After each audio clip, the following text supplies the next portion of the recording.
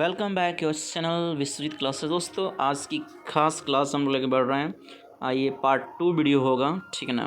तो पार्ट 1 आप लोग नहीं देखे हैं तो इसका लिंक डिस्क्रिप्शन बॉक्स में मिल जाएगा। आज हम लोग मैक्सिमम क्वेश्चन करने वाले हैं, ठीक है ना। तो जो भी विद्यार्थी अगर क्वेश्चन पहले वाला नहीं किया है तो भाई वो कर लेगा, ठीक है ना। इसमें बहुत सारे क्वेश्चन करा दिया गया है, ठीक है ना। तो चलिए आज हम लोग स्टार्ट करते हैं आज की क्लास। हम लोग जहाँ से छोड़े थे लोग, ठीक है ना। चलिए आज की क्लास हम लोग यहीं से शुरू करना है हम लोग को, ठीक है ना। और इससे और आगे ना था, चलिए यहीं से स्टार्ट करना है हम लोग को। यानी हम लोग 72 प्रश्न को हम लोग कर चुके हैं, ठीक है ना। तो आज के लिए हम लोग करेंगे इसको, ठीक है ना। चलिए ये जो सीरीज चल रहा है दोस्तों, मैं बता दूं फॉर ऑल कॉम्पिटिटिव एग्ज़ाम्स, सभी प्रकार के एग्ज़ाम्स के लिए वेरी वेरी इंपॉर्टेंट है। बायोलॉजी को बेसिक यानी बिल्कुल बेसिक से पढ़ाया जा रहा है, यानी स्टार्टिंग से पढ़ाया जा रहा है, ठीक है ना। इसमें बहुत सारे NCERT सारे क्वेश्चन मिलेंगे, बहुत सारे आपके मॉडर्न बुक्स से भी लिए गए हैं, ठीक है ना। तो इसमें कोई दिक्कत नहीं है, ठीक है। सबसे पहले आपको ऊर्जावान बनाने के लिए कोर्स को हम लोग देख रहे हैं, ठीक है ना। ये मंजिल तुम्हें कैसे छोड़ दूँ, ये मंजिल तुम्हें कैसे छोड़ दूँ, तो मेरी माँ का ख्वाब है। मैं अपनी माँ के ख्वाब को कैसे तोड़ दूँ, मेरी माँ को घर पर मेरी जीत का इंतज़ार है दोस्त। तो चलिए इस ऊर्जावान कोटेशन को लिखते हुए, सही बात है मेरे प्यारे बंधुओं, जो आपकी माँ है मेरी माँ है, आप समझ सकते हैं। तो बात ये है सिंपल सी भाषा में कि जो भी माँ है दुनिया की, अपने पुत्र, अपने लाडले और अपने पुत्री की जो ख्वाब है, सफलता है, उसका बेसब्री से इंतज़ार कर रही है भाई, ठीक है ना। तो चलिए आप अपने सफलता के लिए, अपने सफल के लिए आप मेहनत करो और बेहतर करो। जो भी आपकी इंक्वायरी है कमेंट बॉक्स में ज़रूर बताना, आपको सोल्यूशन दिया जाएगा, ठीक है ना। आइए भाई, तो हम लोग 72 क्वेश्चन कर लिए, तो 72 और 73 की तरफ बढ़ रहे हैं। चलिए दोस्तों एक और बात बता दें, सारे क्वेश्चन बहुत अच्छे से टाइप किए गए हैं, अच्छे से बताए गए हैं। बाय द मिस्टेक कोई एरर हो तो ज़रूर सजेस्ट करें, ठीक है ना। लेकिन एरर आप लोग समझ लीजिए 99% केस में नहीं है, ठीक है। आते हैं, बात करते हैं। तो पावर हाउस में लोग कल ही चर्चा किया था भाई, पावर हाउस किस कोशिका को कहते हैं, किस कोशिका को कहते हैं, तो माइटोकॉन्ड्रिया है, ठीक है ना। इसमें कोई इशू नहीं है, ठीक है। उसके अलावा बात करें तो फिर यहाँ पे एक और क्वेश्चन आ गया है, ईंधन किसे कहते हैं, कोशिका के ईंधन। बात वही है, बस घुमा फिरा क्वेश्चन आपसे दो जगह लिखा गया, इसलिए ताकि आपको ईंधन पूछे तो या पावर हाउस पूछे तो आपका जवाब सेम ही होना चाहिए। DNA कहाँ पाया जाता है, तो माइटोकॉन्ड्रिया और क्लोरोप्लास्ट में पाया जाता है। माइटोकॉन्ड्रिया आप समझ सकते हैं, प्लांट किंगडम नहीं कहेंगे यहाँ पे, एनिमल किंगडम कहेंगे, क्लोरोप्लास्ट कहेंगे आपका इसमें, ठीक है ना। गोल्जी कॉय की खोज किसने किया था, याद रखिएगा। और ये गोल्जी काय के खोज किए हैं कैमिलो गोल्जी साहब ने किए हैं, इस चीज़ को याद रखिएगा, ठीक है ना। तो बात करते हैं आज के अगले प्रश्नों की तरफ। कोशिका के अणुओं का यातायात प्रबंधन, बहुत वेरी वेरी इंपॉर्टेंट क्वेश्चन है। जो आवागमन होते हैं कोशिकाओं का, उसका नियंत्रण करता है कौन है भाई, तो वो गोल्जी काय है, ठीक है ना, याद रखिएगा। लाइसोसोम का खोज किसने किया, तो आपको पता है डी डुवे ने किया था। और आप लोग लाइसोसोम को जानते हैं, आत्महत्या की थैली कहा जाता है। एक बार मुझे कमेंट करके बताएं कि प्रोटीन का फैक्ट्री किसे कहा जाता है। पिछले वाली क्लास में मैंने आप लोगों को पढ़ाया था, बताया भी था। चलिए बात करते हैं, बाहरी पदार्थों का भक्षण एवं पाचन करने के लिए लाइसोसोम में कितने प्रकार के एंजाइम पाया जाता है, तो याद रखिएगा 24 प्रकार के, टोटल 24 प्रकार के एंजाइम पाए जाते हैं, इसमें कोई शक नहीं है, ठीक है ना। आगे की बात करता हूँ, मैंने प्रश्न आपसे किया था आत्महत्या की थैली, तो कौन है भाई, लाइसोसोम है। और फैक्ट्री कहा जाए, प्रोटीन का फैक्ट्री कहा जाए तो वो आपका लाइसोसोम है, ठीक ना। एक और बात यहाँ पर बताया गया है कि स्तनधारियों के लाल रक्त कोशिकाओं में क्या नहीं पाया जाता है, तो वो है लाइसोसोम। याद रखिए वेरी इंपॉर्टेंट पॉइंट है, एग्जाम में यही सब बातें आपको कन्फ्यूज़ कर देगा, ठीक है ना। पूछ देगा कि स्तनधारियों के RBC में निम्नलिखित में कौन सा नहीं पाया जाता है, कौन सा कोशिका नहीं पाया जाता। ऑप्शन ए हो जाएगा लाइसोसोम, बी में हो जाएगा राइबोसोम, और आपका सी में हम लोग कह सकते हैं, क्या कह सकते हैं, हीमोग्लोबिन कह सकते हैं, और डी में इनमें से और कुछ डाल सकते हैं। तो फिर आप वहाँ पर ध्यान रखिएगा इस बात का।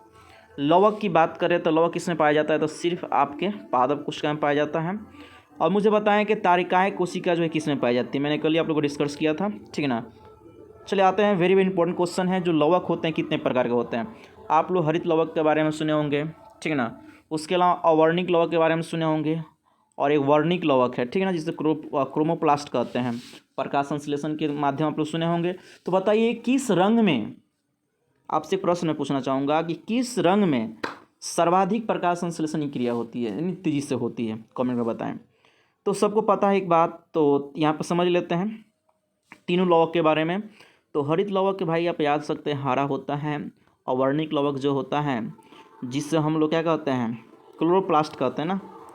तो क्लोरोप्लास्ट जिसे हम लोग बोलते हैं ना, वो क्लोरोप्लास्ट तो हरा होता है ना, और आपका जो ल्यूकोप्लास्ट होता है और वर्णिक लवक होता है ना, वह रंगहीन होता है। ये एग्ज़ाम के लिए वेरी इंपॉर्टेंट क्वेश्चन है। और इसके अलावा बात करें जो हमारा क्रोमोप्लास्ट होता है ना, क्रोमोप्लास्ट जो होता है उसका रंग क्या होता है, वो भी रंगीन होता है, रंगीन होता है, रंगीन समझिए, रंगीन नहीं रंगीन, जो मुख्य रूप से लाल, पीले और नारंगी कलर का होता है, ठीक है ना। बात तो आपको समझ में आ गई होगी। चलिए हम आगे बात करते हैं, ठीक है ना। उसके अलावा बात कर रहा है कि किसके अंदर क्लोरोफिल पाया जाता है ना, ठीक है ना। तो ये क्वेश्चन आप यहाँ पर समझिएगा, किसके अंदर जो है आपका, तो आप अच्छी तरह जानते हो हरित लवक के अंदर होता है ना। प्रकाश संश्लेषण के लिए किसकी क्रिया के लिए क्या हो सकता है भाई, तो क्लोरोफिल की। किसे पादप कोशिका रसोई घर कहा जाता है, रसोई कहा जाता है। वेरी वेरी इंपॉर्टेंट क्वेश्चन भाई, कई जगह आपको देखने को मिल जाएगा। हरित लवक को या क्लोरोप्लास्ट कह सकते हैं, ठीक ना। पत्तियों में देखिए एक बात ध्यान आप देख रहे होंगे कि जिस टॉपिक को मैं स्टार्ट कर रहा हूँ ना, उस टॉपिक के सारे प्रश्नों को कंप्लीट करा दे रहा हूँ। आपसे नोटिस इस बात को कर रहे होंगे। और एक बात ध्यान रखिएगा, एग्ज़ाम में जो भी क्वेश्चन पूछे जाते हैं, उन्हीं सारे महत्वपूर्ण प्रश्नों को, इंपॉर्टेंट प्रश्नों को मैंने हाईलाइट किया, टारगेट किया है। इसलिए दोस्तों वीडियो को अंत तक बने रहें। और जो भी बच्चे, जो भी दोस्त मेरे नए हैं, तो इस चैनल को सब्सक्राइब कर लें और बेल आइकन को प्रेस कर लें, ताकि जो भी वीडियो आपको मिले बिल्कुल टाइम पे मिले, ठीक है ना। तो एक बार सब लोग लाइक और शेयर करें भाई, जल्द से जल्द। आप लोग लाइक शेयर बहुत कम है, और सभी लोग एक बार जोर से जय महाकाल का नारा लगाएंगे और एक बार लाइक और शेयर करेंगे। चलिए भाई, तो बहुत अच्छी बात है। एक और प्रश्न जो है आपके लिए पूछा जाता है एग्जाम में, पत्तियों का रंग पीला जो होता है वह किसके कारण होता है, तो कैरोटीन। बहुत अच्छा, वेरी वेरी इंपॉर्टेंट क्वेश्चन है। कैरोटीन याद रख लीजिएगा, पत्तियों में कभी कभी देखिए रंग पीला होता है, इसमें कोई शक नहीं है।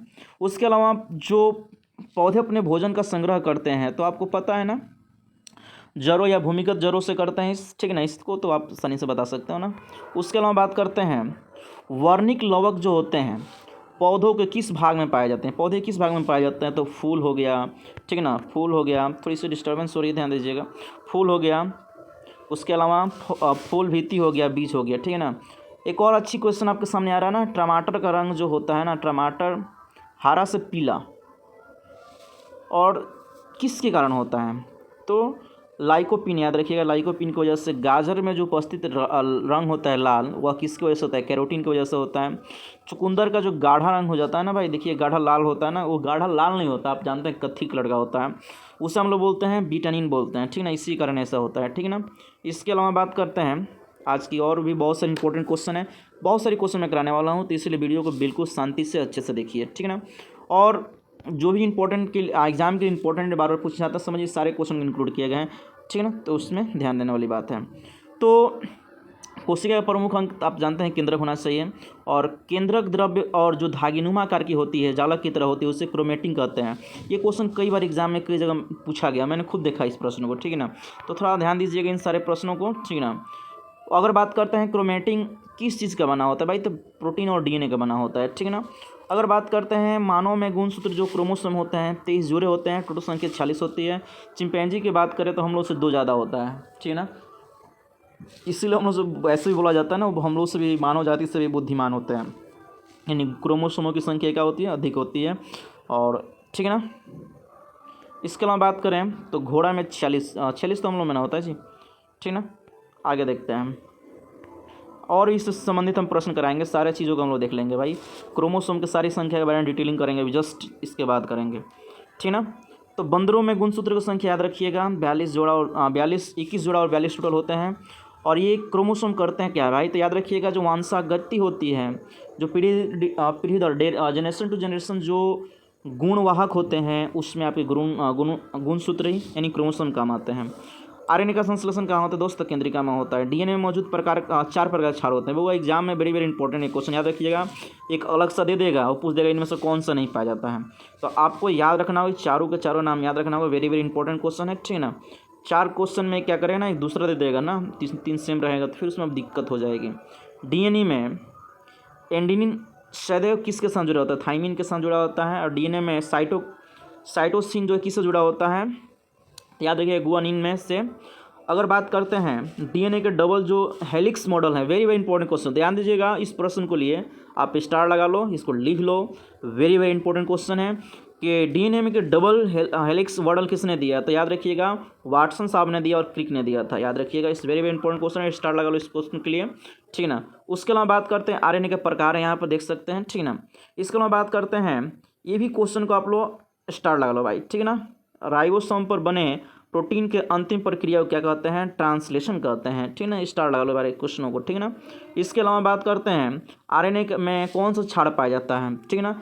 एग्जाम में क्या करेगा दोस्तों, अभी आपने डीएनए में बताया तो 4 प्रकार का पाया जाता है ना बेस, उसी में क्या करेगा ये वाला यूरेसिल जो है ना, जो आरएनए में पाया जाता है उसमें डाल देगा, ठीक है ना, उसमें ऑप्शन में डाल देगा और आपसे पूछेगा इनमें से कौन सा डीएनए में नहीं पाया जाता है। तो याद रखिएगा ऐसे क्वेश्चन एग्जाम में पूछे जाते हैं, आपको कंफ्यूज किए जाते हैं, लेकिन आपको ध्यान से सीख कर जाना है। इस क्वेश्चन पर स्टार लगाइए, याद कर लीजिए, ठीक है ना। जो सेल वाल होते हैं, यानी किसकी कोशिका भित्ति नहीं पाई जाती है, तो दोस्तों वो जंतु में नहीं पाई जाती है, ये सब पादप में पाया जाता है, ये जो सेल वाल है ना पादप में पाया जाता है, ठीक ना। आगे बात करते हैं पादप कोशिका का आकार कैसा दोस्तों, तो याद रखिएगा आयताकार होता है। जंतु कोशिका का आकार कैसा होता है, वृत्ताकार होता है, ठीक है ना। तो इसके अलावा हम बात करते हैं आगे के प्रश्नों को, ठीक है ना।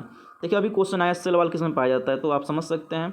इसके अलावा बात कर रहे हैं लवण किस में पाया जाता है, लवक मैंने शुरू में आपको बताया था, लवक 3 प्रकार के होते हैं, आप लोग जानते हैं, अभी मैंने बताया था, डिस्कस किया था, कौन कौन से, एक बार कॉमेंट करके बताएं, ठीक है ना। चलिए लौह किस में नहीं पाया जाएगा, अगर पादप में पाया जाएगा तो इसमें नहीं पाया जाएगा भाई, तो याद रखिएगा इस बात को, ठीक है ना। अगर बात करते हैं किसकी कोशिका में तारकायन पाया जाता है, याद रखिएगा वेरी इंपॉर्टेंट क्वेश्चन है, अभी हम लोग कल ही डिस्कस किए थे इस क्वेश्चन को, ठीक है ना। और किस में नहीं पाया जाता, तो जंतु में नहीं पाया जाता, ठीक है ना। आपसे पूछ देगा कि तारकाय जो होता है और किसी कोशिका में नहीं पाया जाता है, तो याद रखिएगा वो आपका जंतु कोशिका है, ठीक ना। तो बात करते हैं आज के क्वेश्चन की तरफ। कोशिका विभाजन देखा किसने था विरचाओ ने देखा था, 1855 में देखा था। इसके अलावा बात करें तो कोशिका विभाजन कितने प्रकार होता है, तो अर्धसूत्री,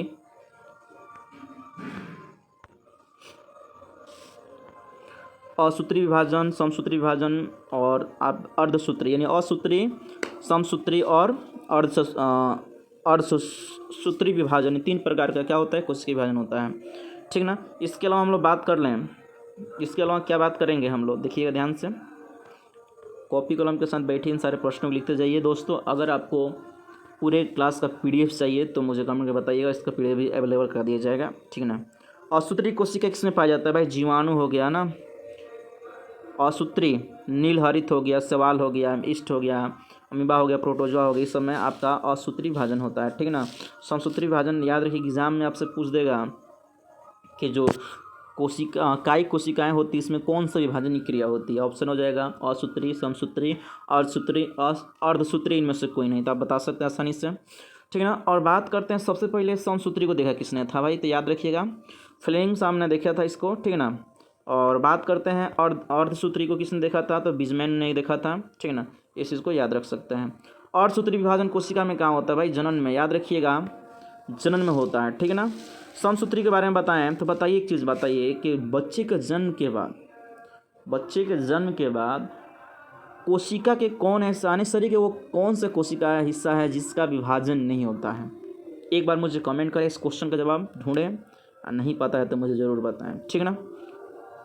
उसके अलावा बताएं, एक और क्वेश्चन आपसे पूछना चाहूँगा कि जो मानव में ब्लड सर्कुलेशन होता है वह कितने समय में हो जाता है, कितने सेकंडों में हो जाता है, एक बार कमेंट करें इसका आंसर भी, ठीक है ना।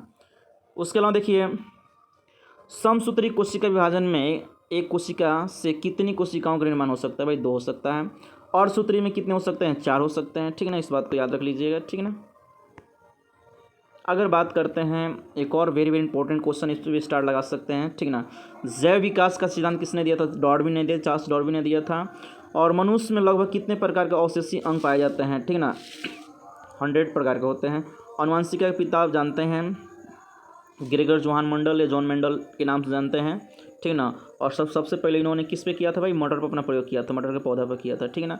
उसके अलावा बात करें एग्जाम में बच्चे अक्सर कन्फ्यूज हो जाते हैं जब भी जेनेटिक्स शब्द का आता है, जेनेटिक्स शब्द आता है, सब लोग को पता है कि आनुवांशिक होता है, और सब लोग ग्रेगर जन्म लगा के आते हैं भाई, ग्रेगर जॉन मेंडल को ही लगा के आते हैं, लेकिन ये गलत हो जाता है। इस पर स्टार लगा लो भाई, स्टार लगा लो आप, ठीक है ना, स्टार लगा लो इस प्रश्न के लिए, ठीक है। मैं आपको बता दूं कि वाटसन साहब ने इसका सबसे पहले प्रयोग किया था, इस शब्द का, जेनेटिक्स शब्द का प्रयोग वाटसन, डब्ल्यू वाटसन ने किया था, 1905 में किया था। इस को याद रखिएगा। एक और आपसे क्वेश्चन पूछता है कि जीन शब्द का प्रयोग, इस पर भी स्टार लगा लो मेरे दोस्त, इस पर स्टार लगा लो, ये भी क्वेश्चन वेरी वेरी इंपॉर्टेंट है आपके लिए, आपके बड़े कॉम्पिटिशन एग्जाम के लिए, ठीक ना। कि जोहानसन जो है सबसे पहले जीन शब्द का ही प्रयोग किए थे। एग्जाम में पूछ सकता है कि जीन शब्द का प्रयोग सबसे पहले किसने किया था, जोहानसन हो गया, 1909 में किए हैं। देखिए अब एक बात करते हैं यहाँ पर, जो जीन होते हैं वो दो प्रकार के होते हैं, यानी दो प्रकार के जीवों होते हैं, एक जो दिखाई देने वाला होता है और न दिखाई देने वाला होता है। जो प्रत्यक्ष रूप से दिखाई वाला जीवधारी हैं उन्हें हम लोग फिनोटाइप कहते हैं, और जो दिखाई नहीं देते हैं उसे जीनोटाइप कहते हैं। याद रखिएगा, जो दिखाई नहीं देते हैं उसे जीनोटाइप कहते हैं। इसको बात को समझ सकते हैं हम। अक्षरों में गुणसूत्रों की संख्या 6 होती है, ठीक है ना, और मोटर में गुणसूत्रों की संख्या 14 होती है, बता सकते हैं आसानी से, ठीक है ना। आगे की बात करें, मैंने बोला था ना गुणसूत्र वाली में क्लास बहुत ही जल्द हम लाइन बेल करने वाले हैं, ठीक है। तो जैसे मैं आप देख सकते हैं इन सारे प्रश्नों को देख लीजिए। घरेलू मक्खी में 12 होता है, टमाटर हो गया आपका 24 हो गया, मेढक में हो गया, और 26 हो गया, बिल्ली में हो गया। आप लोग मुझे कमेंट को बताएं कि बिल्ली का वैज्ञानिक नाम क्या है, ठीक ना। आलू हो गया, उसके अलावा तम्बाकू हो गया, तम्बाकू, प्याज, ये सब सारे प्रश्नों को आप देख सकते हैं, ठीक ना, आसानी से आप लोग देख सकते हैं। कुत्तों में देख सकते हैं, कबूतर हो गया, लेकिन सबसे अधिक किसमें पाया जाता है दोस्तों, तो वो आपका कछुआ होता है, 1300 से लेकर 1600 में होता है, ठीक ना। उसके अलावा बात करते हैं कि जो क्रोमोसोम होते हैं ना, उस क्रोमोसोम में अगर बात करें तो डब्ल्यू वाल्टर जो हैं इसका नामकरण किए थे। गुणसूत्र में पाए जाने वाले पदार्थ को जीनोम कहते हैं ना, जीनोम, ठीक ना। तो इन सारे प्रश्नों को आप देख सकते हैं आसानी से, ठीक है ना। इसके अलावा बात करें हम लोग, एस बेजर द्वारा जीन के कार्यों की इकाई को क्या कहते हैं, तो सिस्टोन कहते हैं ना दोस्तों, ठीक है ना। और डीएनए का जो पॉलीमरेज है नामक एंजाइम जो होती है, इसके खोज किसने किया था, ठीक ना, आर्थर कार्बर्गर ने किया था। एग्जाम में पूछा हुआ क्वेश्चन है ऑलरेडी, ठीक ना। उसके अलावा बात करते हैं विभिन्न प्रकार के पेड़ पौधों के बारे में, क्रियाकलापों का अध्ययन को क्या कहते हैं, बोटनी कहते हैं। और बोटनी का फादर किससे कहा जाता है, एक बार मुझे कमेंट करें। मुझे कल ही मैंने आप लोगों को बताया था बोटनी के फादर किससे कहा जाता है, ठीक है ना। किस प्रकार के शैवाल को अंतरिक्ष यानी कि केबिन हाउस में उगाकर प्रोटीन युक्त भोजन प्राप्त किया जाता है, भाई स्टार लगा लो इस प्रश्न पे, वेरी वेरी इंपॉर्टेंट क्वेश्चन है। तो क्रेलोरेला, इसको याद रखिएगा, वेरी वेरी इंपॉर्टेंट है। अंतरिक्ष यानों में इस पौधे को लगाकर, इस शैवाल को लगाकर प्रोटीन युक्त भोजन को, जल को, ऑक्सीजन को प्राप्त किया जाता है। भाई मैंने इस प्रश्न को मैं बता रहा हूँ ना, वेरी वेरी इंपॉर्टेंट क्वेश्चन को, इसे अंडरलाइन कर लो भाई, याद कर लो, लिख लो, ठीक है। चलिए, निषेचन के समय में स्त्री में एक्स होता है और पुरुष में भी एक्स होता है, मिलने के बाद यानी एक से मिलने पर क्या होता है भाई, तो लड़की पैदा होती है, ठीक है ना। और लड़का के लिए एक्स वाई होता है, बस याद रख लीजिएगा, वेरी इंपॉर्टेंट क्वेश्चन है, ठीक ना। इसको हम बात करते हैं कि किसका गुणसूत्र संतान के लिए लिंग निर्धारण का काम करते हैं, पुरुष। आप लोग पढ़े होंगे इस चीज़ को, बहुत ईजी क्वेश्चन है, ठीक है ना। पुरुष में जो गुणसूत्र पाया जाएगा वो एक्स वाई पाया जाएगा, महिला में एक्स एक्स पाया जाएगा, ठीक है ना, इसमें कोई डाउट नहीं है। और बात करते हैं प्यारे दोस्तों, कवक की कोशिका भित्ति किसी से बनी होती है, काइटिन से बनी होती है, इस पर भी स्टार लगा सकते हैं, वेरी वेरी इंपॉर्टेंट क्वेश्चन है, ठीक है ना। अगर बात करते हैं जो सफ़ेद स्टड होता है और स्टड होता है वह किस में रोग, किस प्रकार रोग पाया जाता है, तो सरसों में पाया जाने वाला रोग होता है। नारियल के जो नारियल किस भाग को हम लोग खाते हैं, तो भ्रूण भाग को खाते हैं। पारिस्थितिकी तंत्र, मुझे क्वेश्चन बताइए, पारिस्थितिकी शब्द का प्रयोग किसने किया था, जिसे इकोलॉजी बोलते हैं ना, इकोलॉजी सिस्टम। तो मुझे यहाँ पे क्वेश्चन दिख रहा है ना, इकोलॉजी सिस्टम का जो घटक होते हैं वो कि कौन कौन होते हैं, जैविक और अजैविक होते हैं। लेकिन आप मुझे एक बताइए कि इस शब्द का प्रयोग किसने पहले किया था, टेंसले ने, याद कीजिएगा, टेंसले ने। एग्जाम में आपसे पूछ देगा कि इकोसिस्टम जो वर्ड है सबसे पहले किसने प्रयोग किया था, तो वह टेंसले साहब से, ठीक है ना, याद रखिएगा इस बात को। उसके अलावा बात करते हैं रक्तचाप किस प्रकार, यानी रक्तचाप जो है किस प्रकार का यंत्र है भाई, तो याद रखिएगा रक्तचाप किस यंत्र से मापा जाता है ना, क्वेश्चन ये है। तो स्पाइनो मैनोमीटर, याद रखिएगा, स्पाइनो मैनोमीटर, ठीक है ना। अगर बात करें बेरी बेरी रोग किससे पाया जाता है, अब देखिए भाई विटामिन से बहुत सारे क्वेश्चन करने वाले हैं और एग्जाम के लिए आप जानते हैं कितना इंपॉर्टेंट है। फिलहाल याद रखिएगा विटामिन B1। और बताइए तो विटामिन बी को किस नाम, इसका केमिकल नाम क्या है भाई। मैं तो आज थोड़ा फास्ट बोल रहा हूँ, क्या स्लो हो जाता हूँ भाई, चलो ठीक है। तो विटामिन बी का जो केमिकल नाम होता है वो क्या होता है, एक बार मुझे कमेंट करें, ठीक है ना। इसके अलावा बात करते हैं, कुछ और क्वेश्चन आपके सामने दिख रहा होगा कि जो शरीर में लोहा की कमी हो जाती है, तो आप जानते हैं कि एनीमिया का, इस एनीमिया के नाम से जानते हैं। अगर एनीमिया को शरीर से दूर करना हो, इस रोग को इलाज करना है, तो उसके लिए क्या करना होगा, विटामिन B12 का इस्तेमाल करना होगा, या ऐसे तत्व पदार्थ खाना खाने होंगे जिससे विटामिन B12 प्राप्त होता हो। अगर आप लोग विटामिन वाला वीडियो नहीं देखे हैं, मैं बहुत ही डिटेल में पढ़ाया हूँ, तो विटामिन का 2 वीडियो हैं, आपको आई बटन या डिस्क्रिप्शन बॉक्स में एक बार जाकर देखिए, चेक कीजिए, आपको विटामिन का डिटेल्स वीडियो मिल जाएगा, ठीक है। इसके अलावा बात करते हैं पेप्सिन, यहाँ पे क्वेश्चन छूट रहा है, वो कौन सा पौधा जो है कीट खाता है, फीचर प्लांट याद रखिएगा, ठीक है। अगर बात करें पेप्सिन प्रोटीन को किस में बदल देता है, तो याद रखिएगा पॉलीपेप्टाइड में बदल देता है, ठीक है ना। तम्बाकू में जो मौजूद विषैला पदार्थ होता है, इसे निकोटिन कहते हैं, ये भी भाई स्टार लगा लो इस क्वेश्चन पे, ठीक है ना। आगे बढ़ते हैं, ठीक है।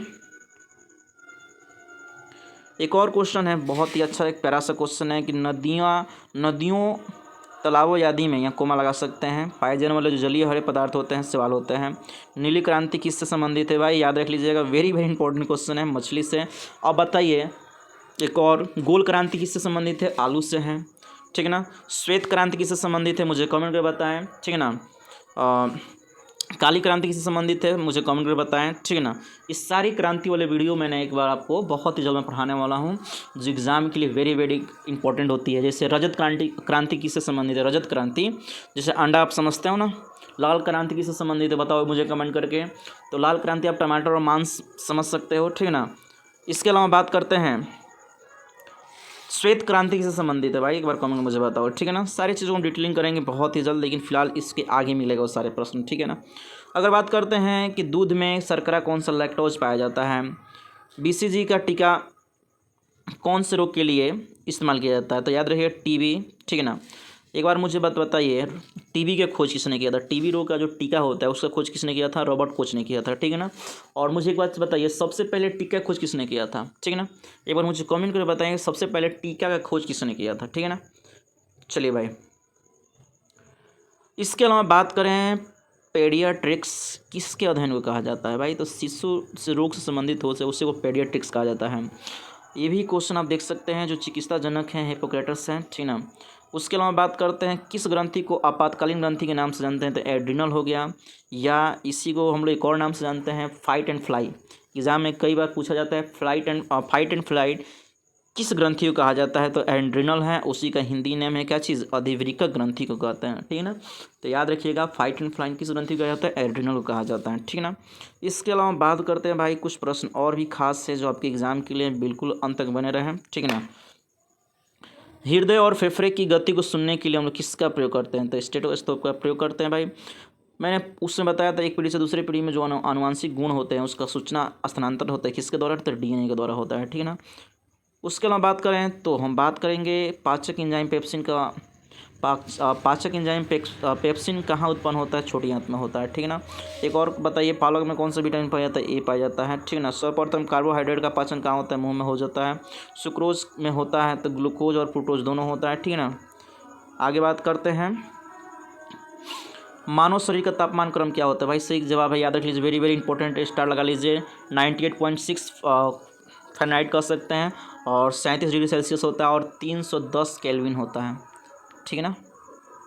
310 केल्विन होता है, यानी कहने का मतलब एग्जाम में आपसे पूछ दे कि मानव शरीर का तापमान होता है, अगर केल्विन में दिया हो तो 310, और सेल्सियस में दिया हो तो 37 डिग्री सेल्सियस, और फ़ारेनहाइट में दिया हो तो 98.6 फ़ारेनहाइट कर सकते हैं, ठीक है ना। याद रखिएगा ऑपरेशन फ्लड किससे संबंधित है, तो याद रखिएगा आपके दूध उत्पादन से हैं, ठीक है ना। प्याज का कौन सा भाग हम लोग खाते हैं, तना भाग को खाते हैं। मियादी बुखार आंत को प्रभावित कर देता है, जिसकी वजह से हम लोग को काफ़ी तकलीफ हो जाती है भाई। चलिए दोस्तों, जो भी लाइक शेयर नहीं किए एक बार कर लेंगे, जो भी बच्चे नए हैं इस चैनल को सब्सक्राइब कर लेंगे, बेल आइकन प्रेस कर लेंगे। देखिए यहाँ पे क्वेश्चन है, वेरी वेरी इंपॉर्टेंट क्वेश्चन है कि मानव शरीर में निमोनिया किससे से प्रभावित होने वाला रोग कौन सा है, यानी निमोनिया रोग से प्रभावित क्या होगा भाई, कौन सा होगा, फेफड़ा हो जाएगा। पृथ्वी पर सबसे बड़ा बच्चा पैदा करने वाला स्तनधारी जीव कौन है, तो नील, जो आप लोग ब्लू व्हेल के नाम से जानते हैं, ठीक ना। उसके अलावा बात करते हैं कुछ और भी प्रश्न हैं दोस्तों। फिर से आपका इस चैनल में स्वागत है, जो भी बच्चे अभी जुड़े हैं। याद रखिएगा, इसमें 2-3 क्वेश्चन है, वेरी वेरी इंपॉर्टेंट है। पहली बात याद रखिएगा, गाय के घी में पीलापन किस कारण होता है? कैरोटीन की वजह से होता है। आर एफ फैक्टर खोजकर्ता कौन है? तो भाई विनर साहब याद कर लीजिएगा, ठीक ना। R F factor. और लैंड स्टीनर किसको याद कीजिएगा? लैंड स्टीनर जो भाई साहब, जो आप लोग ब्लड ग्रुप पढ़ते हो ना, ब्लड ग्रुप के बारे में, तो सबसे पहले आता है लैंड स्टीनर का नाम आता है भाई साहब, ठीक है ना। और 14 जून को याद रखिएगा, ऐसे ब्लड डे मनाया जाता है इनके जन्मदिन के उपलक्ष्य में, ठीक है ना। कौन सी मछली बिना साल वाली होती है? तो कैटफिश याद रखिएगा। किस पौधे में, ध्यान दीजिएगा, किस पौधे में फूल नहीं होता है? भाई फन पौधे में नहीं होता है। रक्त का शुद्धिकरण वही वही इंपॉर्टेंट है, किडनी में होता है, याद कर सकते हैं, ठीक है ना। इसके अलावा बात करते हैं, धन्वंतरि पुरस्कार किस क्षेत्र में दिया जाता है? चिकित्सा के क्षेत्र में दिया जाता है, वेरी इंपॉर्टेंट क्वेश्चन है। इसके अलावा बात करते हैं, मानव शरीर की सबसे बड़ी अंतःस्रावी ग्रंथि कौन है? थायराइड ग्रंथि है। रेबिस या आप लोग पासीकरण पढ़े होंगे लोग, ठीक है ना, पासीकरण क्रिया पढ़े होंगे लोग, तो इसको देने वाला कोई और नहीं, लुईस पास्चर है, ठीक ना। इसके अलावा मानव शरीर का सबसे बड़ी ग्रंथि लीवर है, यकृत है, ठीक है ना। हरित क्रांति का जनक, एग्जाम में आपसे बात पूछ लेगा कि हरित क्रांति का जनक कौन है, ठीक ना। तो कौन है भाई? एक बार मुझे कमेंट करके बताएं कि हरित क्रांति किससे जुड़ा हुआ है, ठीक है ना। चलिए आप लोग मुझे कमेंट करके बताएंगे वीडियो का जो कंटेंट है आपको पसंद आ रही है कि नहीं आ रही है, ठीक है ना। चलिए भाई बात करते हैं कि ईस्ट जो मशरूम होता है वह किस प्रकार का है? भाई फफूंद है। किस विटामिन को अपने सक्रिय होने के लिए कोबाल्ट की आवश्यकता होता है? B12 याद रखिएगा। और इसी का प्रयोग एनीमिया के लिए भी किया जाता है, उसको दूर करने के लिए। चलिए भाई हम 200 क्वेश्चन को पार कर रहे हैं भाई, ठीक है ना। चलिए सभी लोग एक बार जरूर से शेयर कर दें भाई, सभी लोग शेयर करेंगे। वृक्षों के ताना में रहने वाली प्राणियों को क्या कहा जाता है? तो वृक्षवासी कहा जाता है, ठीक है ना। चलिए भाई आगे हम लोग बढ़ते हैं।